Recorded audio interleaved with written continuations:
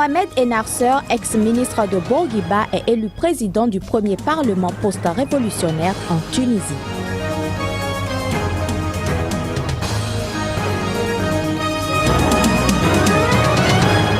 « 250 soignants nigériens envoyés comme volontaires dans les pays d'Afrique de l'Ouest affectés par le virus Ebola », une annonce faite mercredi par l'Union africaine à Lagos.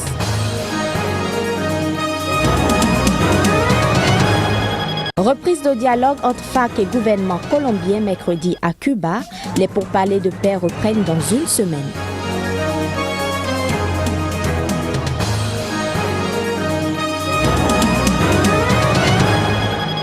Un plaisir de vous retrouver, Madame, Monsieur, bonsoir.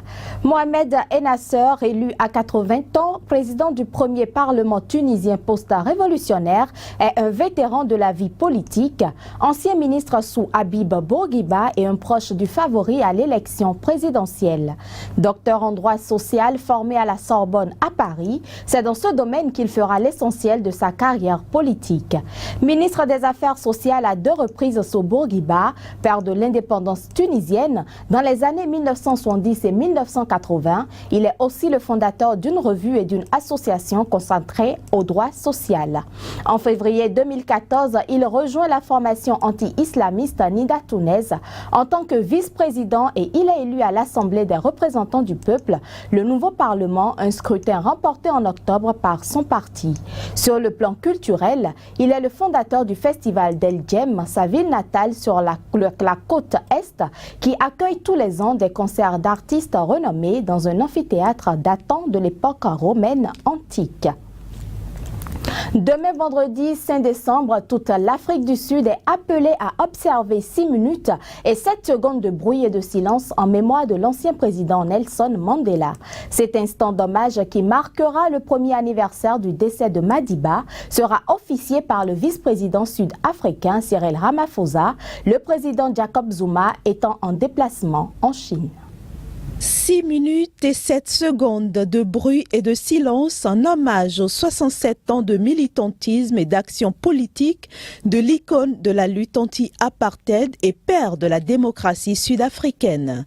L'Afrique du Sud marquera d'un cachet spécial vendredi le premier anniversaire de la mort de Nelson Mandela.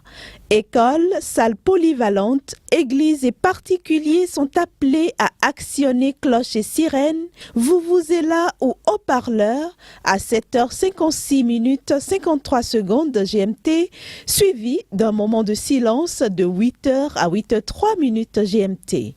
Suivra un service écuménique célébré au siège du gouvernement à Pretoria. D'autres événements sont prévus tels qu'un match amical et une matinée de poésie le samedi ainsi qu'un défilé de motards dimanche. Né en 1918, Madiba, comme l'appellent affectueusement les Sud-Africains, s'est éteint le 5 décembre 2013 à Johannesburg. Il repose désormais dans son village d'enfance dans le sud du pays. La crise Ebola entraînera une récession économique en Sierra Leone et en Guinée en 2015. Ces 2 pays qui étaient promis à une solide croissance économique avant le déclenchement de l'épidémie connaîtront une grave chute de leur croissance économique. C'est ce que nous révèle la Banque mondiale. Reportage.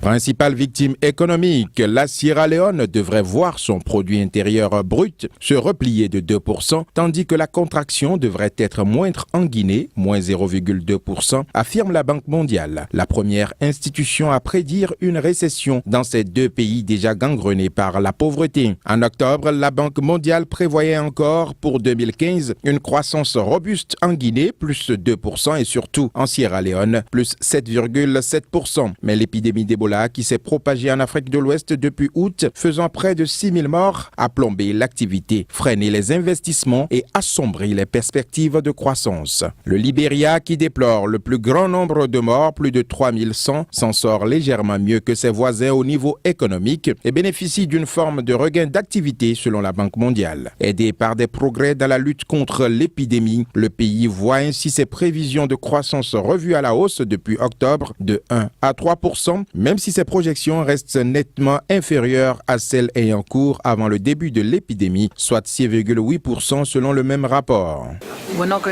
Nous ne lancerons pas de nouveaux projets, nous voulons soutenir ceux qui existent déjà, principalement les PME, ce qui permettra de continuer les opérations et de protéger les emplois. Une chose est sûre, la crise d'Ebola n'est pas terminée. Il y a encore beaucoup de travail à faire et la Banque mondiale fait tout ce qu'elle peut faire pour venir en aide aux pays touchés. Mais combien de temps cela prendra-t-il encore? Cela, nous ne le savons pas. Au total, d'après la Banque mondiale, le coût de l'épidémie pour les finances publiques des 3 pays touchés s'élève déjà à près d'un demi-milliard de dollars et creuse d'importants trous dans leur budget. Pour faire face à l'épidémie, ces pays ont par ailleurs dû réduire leur investissement public à hauteur de 160 millions de dollars, sapant les perspectives de croissance future, assure la Banque mondiale. Parlant toujours du virus Ebola, l'Union africaine a annoncé mercredi à Lagos l'envoi de 250 soignants nigériens dans les pays d'Afrique de l'Ouest les plus touchés par ce virus. Aussi, une nouvelle collecte de fonds pour lutter contre l'épidémie a été lancée.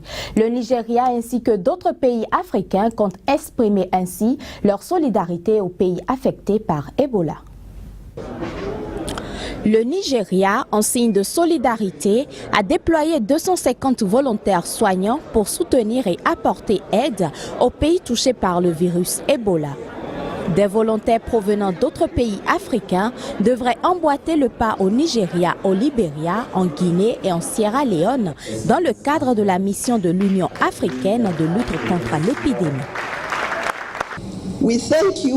Nous vous remercions pour votre courage, pour votre engagement et parce que vous incarnez l'esprit du panafricanisme. Au cours de la cérémonie de départ des volontaires nigériens à Lagos, la présidente de la Commission de l'Union africaine a appelé les compagnies aériennes à reprendre leur liaison avec ces 3 pays ouest-africains dans lesquels très peu de lignes ont été maintenues, rappelant qu'ils étaient très isolés actuellement. Au Nigeria, où l'épidémie a officiellement pris fin le 20 octobre, le virus Ebola a touché 20 personnes, dont 8 sont mortes, grâce à une mobilisation rapide et efficace des autorités.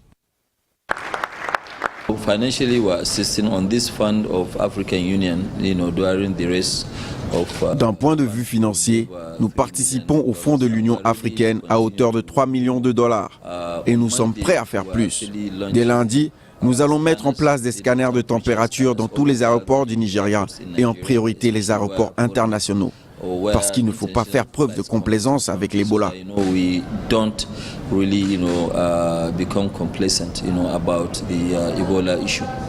La communauté des États d'Afrique de l'Ouest a de son côté annoncé mercredi soir envoyer un premier groupe de 115 soignants ouest-africains volontaires formés pendant 5 jours au Ghana. 49 soignants ont été acheminés par avion en Guinée pour une mission initiale de 3 mois.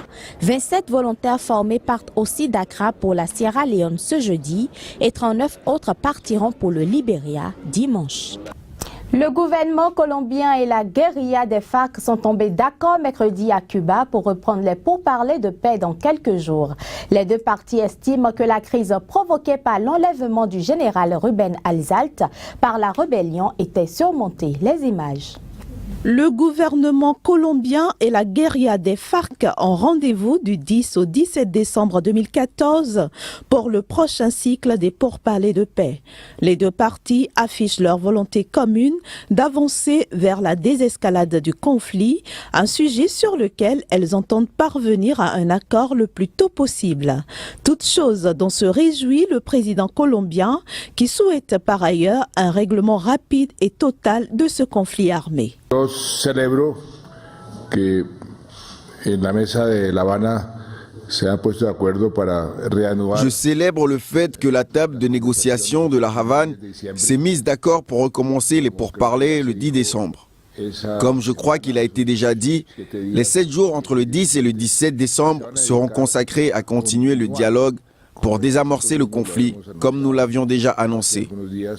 A continuar las discusiones sobre cómo desescalar el conflicto. Ouverte en novembre 2012 dans la capitale cubaine, les négociations de paix avec la rébellion marxiste visent à mettre un terme au plus ancien conflit d'Amérique latine qui a fait 220 000 morts et 100,3 millions de déplacés en un demi-siècle selon les chiffres officiels. Les pourparlers ont déjà permis des accords partiels sur le développement rural, la lutte contre le trafic de drogue et la participation de la guérilla à la vie politique. Une fois réglée la question des réparations aux victimes discutées au moment de la suspension, resteront à aborder la fin effective du conflit et les modalités de ratification d'un éventuel accord de paix global. Place à présent à la revue de presse pour découvrir toute l'actualité en Afrique. Aléa Djakta Est, le sort en est jeté. La 30e édition de la Coupe d'Afrique des Nations CAN 2015, qui il y a moins d'un mois encore baignait dans une grande incertitude, se tiendra selon le calendrier initialement établi. On en est d'autant plus convaincu que le tirage au sort de la compétition s'est tenu hier à Malabo, écrit Guinée-Conakry Info. Si le site d'information estime que la cérémonie du tirage au sort de la CAN 2015 a été une réussite, elle note néanmoins que le report de la traditionnelle visite des sites devant abriter les différentes poules ne dissipe pas toutes les inquiétudes se rattachant à l'organisation. Algérie Focus, qui s'intéresse aux résultats de ce tirage au sort, fait lire sur la toile que l'Algérie a hérité d'un groupe de la mort et devra se mesurer aux équipes africaines les plus difficiles de ce tournoi, à savoir le Ghana, le Sénégal et l'Afrique du Sud. Le Point Afrique, pour sa part, estime que l'Algérie et la Côte d'Ivoire auront fort à faire lors de cette compétition, ce qui n'est pas nécessairement le point de vue du quotidien ivoirien Soir Info, qui trouve que la Côte d'Ivoire est tombée dans un groupe plutôt équilibré.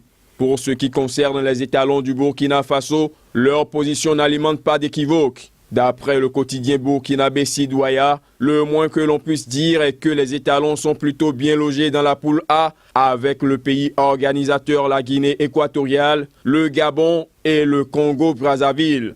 Ce qui permet à aujourd'hui au Faso de placarder en titre que le Burkina Faso ne pouvait pas mieux espérer. Pour Sidouaya qui analyse les autres groupes de la compétition, si l'on peut admettre que la poule B composée de la Zambie, de la Tunisie, du Cap-Vert et de la République démocratique du Congo est plutôt bien équilibrée, la poule C pourrait être considérée comme celle de la mort, car regorgeant deux mondialistes, le Ghana et l'Algérie, puis deux places fortes actuelles du football africain, l'Afrique du Sud et le Sénégal. Loin de l'actualité sportive sur le continent, les tabloïds se sont également intéressés ce jeudi au Zimbabwe où couraient des spéculations selon lesquelles Robert Mugabe pourrait quitter le pouvoir. Mais Jeune Afrique nous apprend que s'exprimant mercredi au second jour du congrès de son parti, la ZANU-PF, Robert Mugabe, 90 ans, a coupé court aux spéculations. Non seulement l'homme ne quittera pas le pouvoir, mais il accuse la vice-présidente Joyce Mujuru, entre-temps considérée comme son héritière politique, de comploter pour l'évincer du pouvoir. Et à Slate Afrique, d'ajouter que Mugabe juge idiote les spéculations sur son départ. Au Bénin, il n'est nullement question de s'éterniser au pouvoir. La Nouvelle Tribune annonce plutôt que la marche de l'opposition, prévue pour le 11 décembre prochain à Cotonou, aura bel et bien lieu. La confirmation a été faite mercredi lors d'une conférence de presse animée par la plateforme des forces politiques et sociales de progrès pour des élections crédibles au Bénin. Une conférence de presse au cours de laquelle, rapporte la Nouvelle Tribune, les acteurs de l'opposition ont dit n'avoir pas encore été formellement invités au dialogue politique du vendredi, initié par le gouvernement béninois. Et ce sera tout pour ce jeudi. Merci de votre attention. Des nouvelles qui viennent mettre fin à cette édition. Merci de nous avoir suivis et très bonne suite de programme sur Sika TV.